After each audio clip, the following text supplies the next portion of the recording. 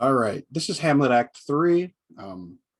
Having ran through the previous two acts, we can start to move forward into this act. Important characters, you have Hamlet, Prince of Denmark, Ophelia, the potential lover of Hamlet, and daughter Polonius. Polonius, the lord or confidant of Claudius, who happens to be the current king of Denmark. Gertrude is the mother of Hamlet, married to Claudius, and Rosencrantz and Guildenstern. You might not think they're important, but they are old college friends of Hamlet. Slightly less, but still important characters. Traveling actors, explanatory, and Horatio, who happens to be Hamlet's friend and confidant.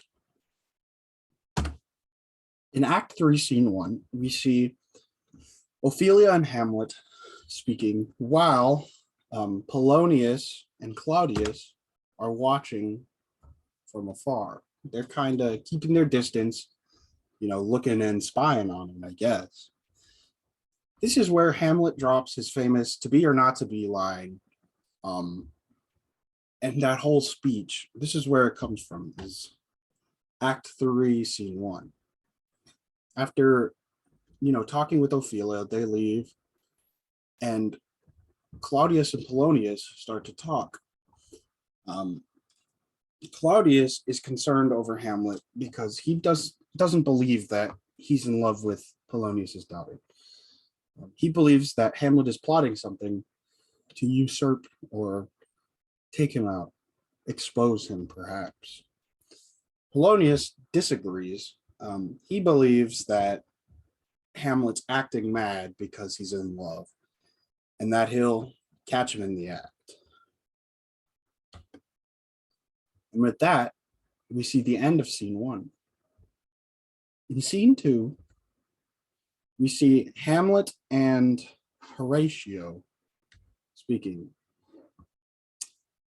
Hamlet comes out with his plan on how he's going to get back at Claudius. Horatio thinks that's a pretty good plan. And so they leave to get everything ready for action. Hamlet, Claudius, and Gertrude, his mother, have a conversation, and they sit down for dinner to watch some traveling actors perform a show. Now, what they don't know is Hamlet had set up these traveling actors, telling them to put on a show basically describing how Claudius killed Hamlet's father, who happened to be the previous husband of Gertrude. Now this, there they go. This freaks Claudius out. He knows something's up at this point, and so he dips straight up. After the show is over, Gertrude comes up to Hamlet and says, "We need to talk, my room, now." And Hamlet, being the good young son that he is, agrees. Does what she says. Now, Act 3, Scene 3, we see Claudius and Rosencrantz and Guildenstern. Claudius is, telling these guys,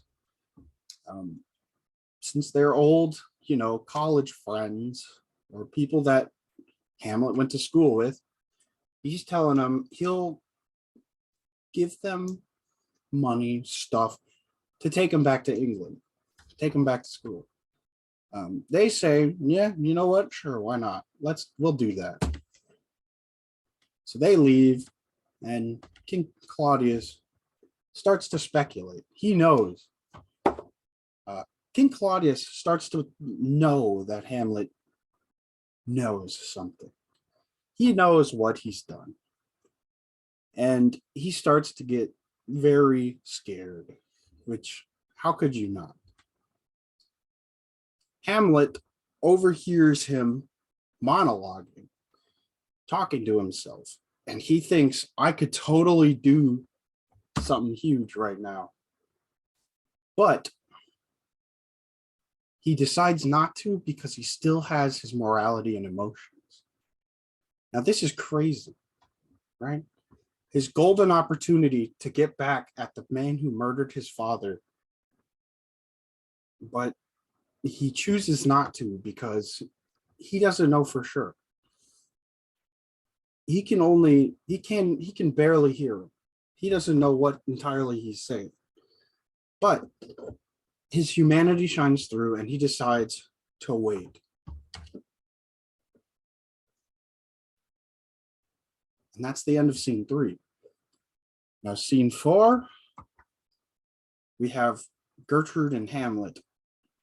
Gertrude starts to really get irritated with Hamlet's activities.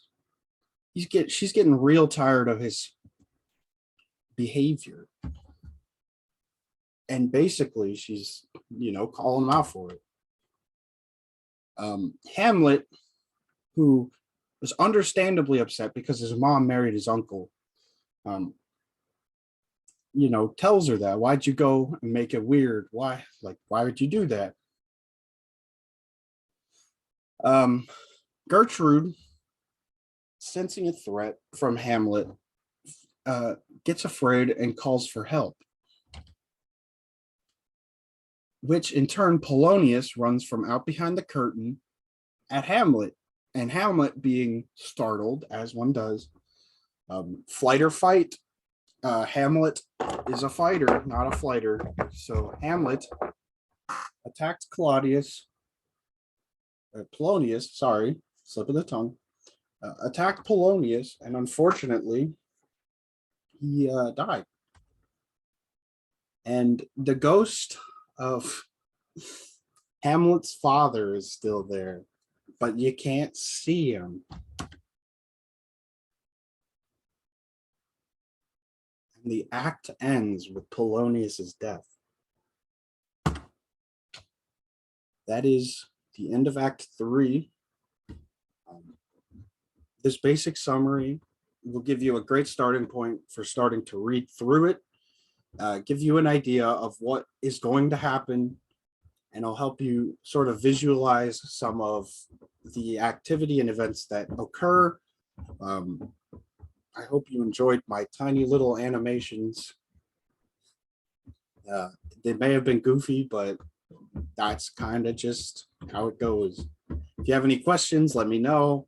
Otherwise, feel free to get started reading on Act 3. And I'll see you after the class period is over.